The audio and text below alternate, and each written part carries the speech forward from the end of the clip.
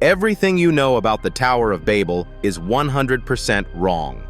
In the midst of the infinite cosmos, on a celestial body known as Atherium, the inhabitants embarked on a grand interstellar endeavor like none before. These were the descendants of an ancient race, renowned for their wisdom and insatiable curiosity. They dreamed of reaching the architect, the cosmic force that penned the very laws of creation. They named their project the Zenith Spire. Led by the visionary Loktar, a leader endowed with a charisma that could rally even the most skeptical minds, the Atherians pooled their collective knowledge and technology to construct this cosmic bridge. Loktar, tall and cloaked in flowing robes that shimmered with the stardust of ages, stood as the beacon of their ambitious enterprise.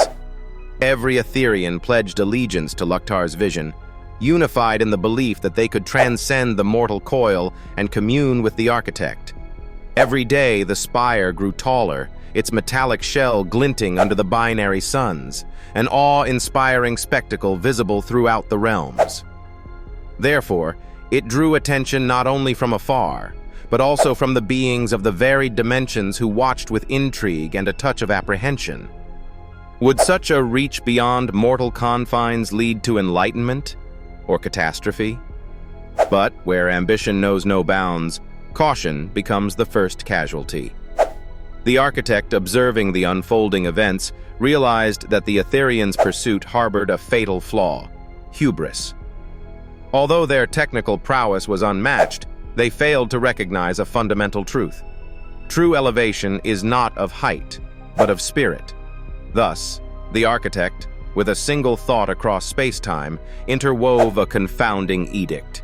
Comprehension of their universal tongue disbanded into a multitude. In the span of a heartbeat, chaos reigned. Loktar's once unified assembly found themselves speaking in tongues both familiar and foreign, unable to coordinate or communicate their celestial intentions. Paralysis swept across the Zenith Spire, halting its ascent to the cosmos. Communities that thrived together now faced the brink of fragmentation, each segment clinging to their fragment of the cosmic dream. However, amidst the confusion, Loktar stood resolute. Harnessing his innate ability to inspire, he entreated the factions to rediscover collaboration through understanding and compassion, transcending the barriers imposed by language. And in their struggle lay the profound revelation: unity of spirit does not require singular speech, but singular purpose. Therefore, as the era of the Zenith Spire drew to a melancholic close, its people flourished anew, enlightened by the trial of their failings. They no longer aspired to reach the architect with their material hands, but with their hearts, creating a wiser, more harmonious legacy throughout the galaxy. So now, as stars twinkle in the vast canvas of night, remember the tale of Atherium. For it teaches the timeless lesson that while the cosmos may scatter tongues, it is through unity of heart that we truly reach the architect.